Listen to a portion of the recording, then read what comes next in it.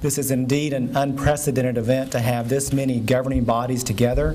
We're all friends, we all love Tyler, we all believe in Tyler, but this project is just incredibly immense when you look at the scope and how far-reaching it is for the 20 years. So we start with the project, and the project really grew out of Tyler 21. In fact, if you look at the Tyler 21 plan in the business and economy chapter, you'll see this effort laid out in there. But originally it was conceived as a marketing effort to market Tyler and all of its assets nationally and regionally so that people could appreciate it beyond Tyler's borders. And what it evolved into, after talking with many of you, is actually a strategic marketing plan, certainly, but also an economic development plan in many respects, taking a fresh approach at things based upon your input. In terms of the process, I'm calling it 9 steps to results in 9 strategies. And I'm not going to go over these. I just want to mention that really the process is almost as critical and as important as the end product, because we took the time to go through this and meet with so many people. It's such a much better product in the end. And after the first draft went out to the community, there were several refinements that were made. The status of the project, this is our timeline. We've been at this since July of 2009. So again, that's a lot of the effort put into it. Anything worth doing is worth doing right and putting the time in it. I often tell some people that get frustrated with government is that it may not be efficient all the time, but it's lasting. And the results will endure. If you try to rush through something too quickly, it's not lasting. And so I think this project will serve the city well for many years to come. The mayor also mentioned that we had several partners. I counted them today. We have a dozen other funding partners with this in addition to the city. So thank all of you who came forward to help us with that. This next slide reviews the key findings. First of all, that we should build upon our public-private foundation, which I'll talk about in detail in a minute. We're at a critical crossroads also in our economic diversity, focusing on the areas for greatest potential. That economic development cannot hinge solely on manufacturing alone, but we need to look at other sectors as well. That the Tyler should assemble all of our assets so that we can establish an innovation economy, and I'll talk about what that means. And then this last one, it's kind of intuitive for a lot of us because we're so close to Dallas, but we have a whole lot more that needs to be done in this regard. That it's a competitive advantage. It's not a negative to be as close to Dallas as we are, just far enough away, but just close enough as well. So the goal in all this is to reach that innovation economy through 9 strategies after building on that foundation of the public-private partnership.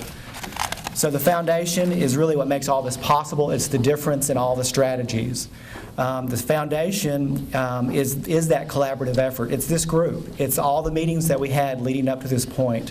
Not just with many of you that are here today, but also the different industry sectors, whether it was the hospital industry or meeting out with the university and colleges and the energy sector. We met with a lot of people over several months, and what we found is that foundation is as strong as ever in terms of people wanting to work together for Tyler's future. This next slide is just a snapshot of some of the items that will go into the formation of this foundation led by the Leadership Roundtable. People ask me, well, what is the Leadership Roundtable? Well, the Leadership Roundtable is that group that was pulled together by the mayor and Senator Eltife with representatives from various sectors of the community and tried to be as representative and diverse as possible. And in fact, there's a discussion about adding a couple of more people to make sure that stays that way. But they meet quarterly and they discuss issues of the city, big picture types of things about how can we make sure that we're successful going forward, whether that was with TJC's maintenance bond issue, or we're discussing school bond issues, or we're discussing the Park of East Texas, or whatever it is as a group, so that we can discuss what's best for Tyler going forward and how can we pull together to make things happen. Some of the examples that will come out of the foundation, this partnership, will be something new. Will be a Catalyst 100 program. This will be peer-to-peer economic development. Tom and his group do a fantastic job as staff. This will be supercharging a lot of what's already being done with many of us in this room, many of you who are experts in your own industry, recruiting industry into Tyler, again, peer-to-peer. And there'll be some training and orientation with that.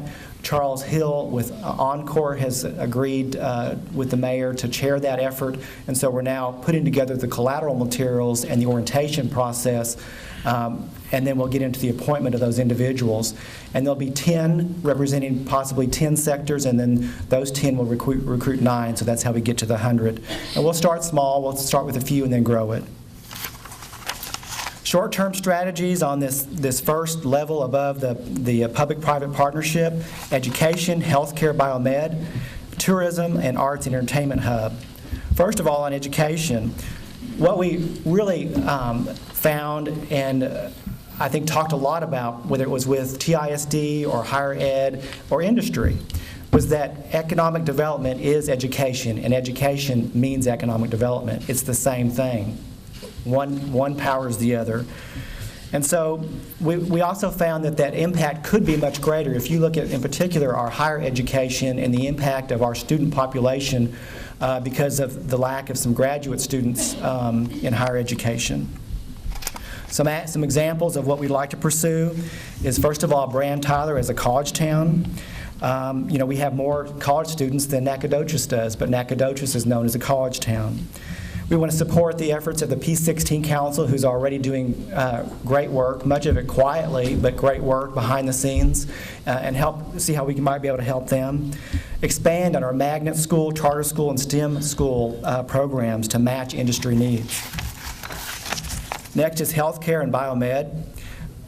We have an over $3 billion impact on the economy with healthcare.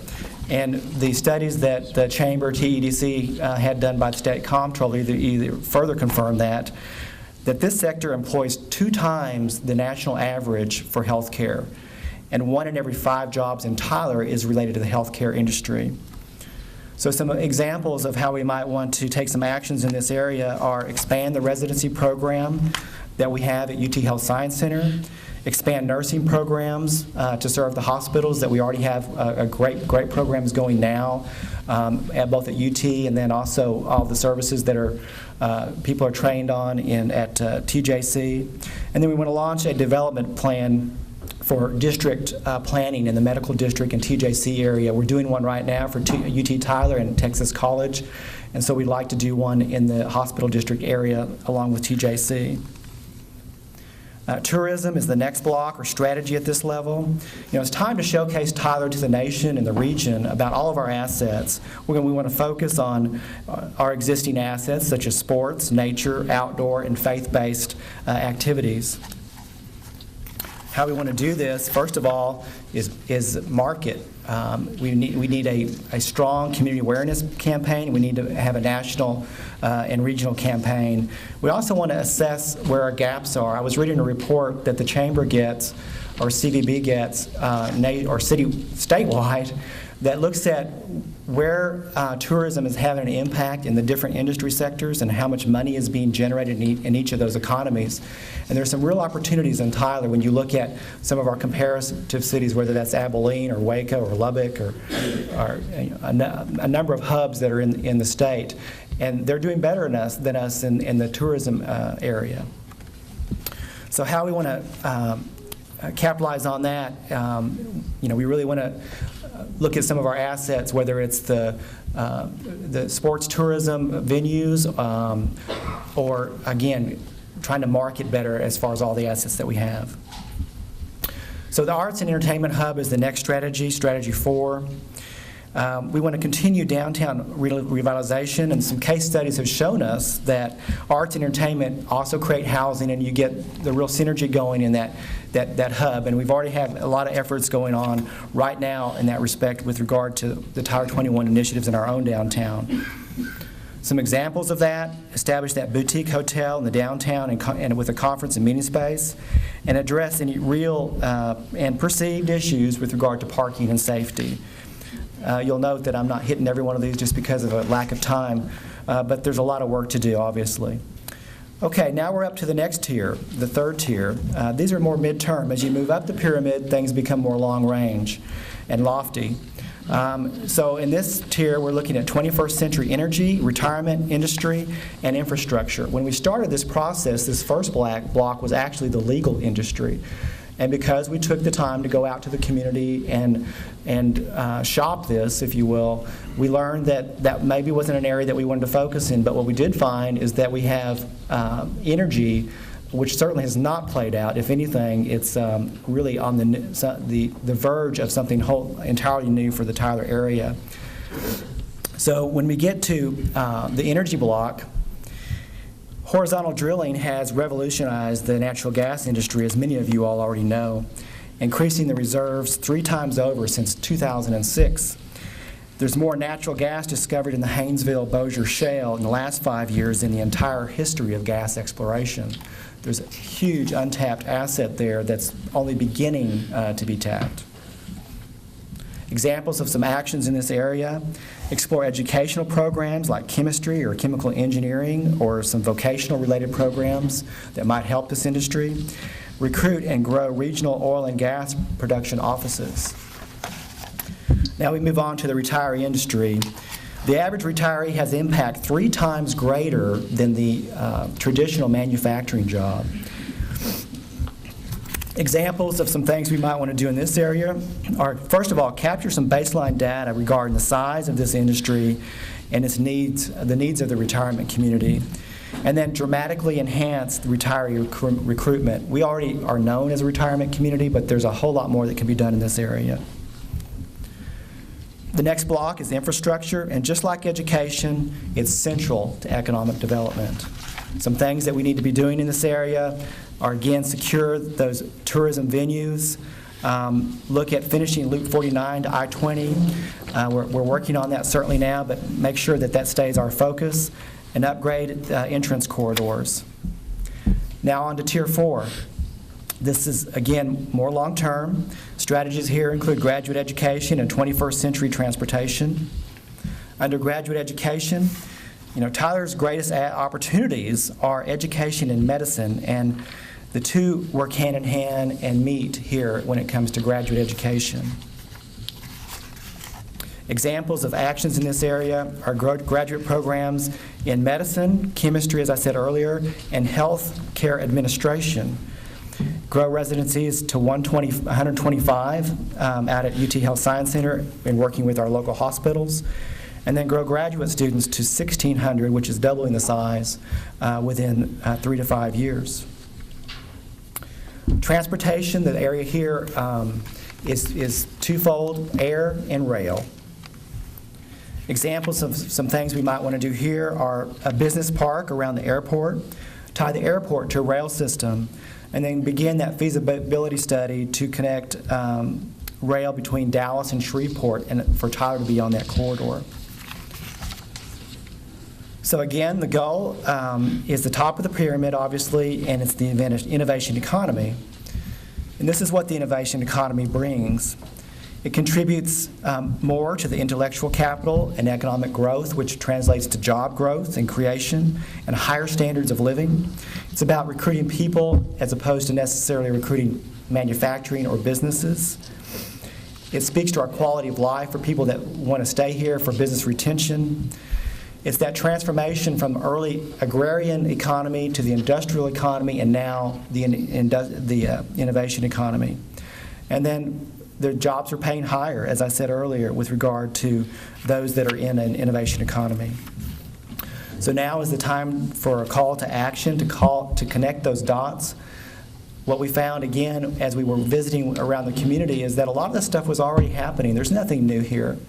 But when we put it all together, it becomes extremely powerful. And there's some of these things we've talked about for a long time. So it's now really to have that call to action to make it happen, but it's not going to happen without being collaborative. And I think that's the point of the Leadership Roundtable. Our next step, which is not necessarily listed here, but after today, depending upon the direction received from the boards, then our next step is an implementation plan to take the report that's in front of you and translate that into a matrix with figures and goals as far as what we want to achieve during this 20-year period.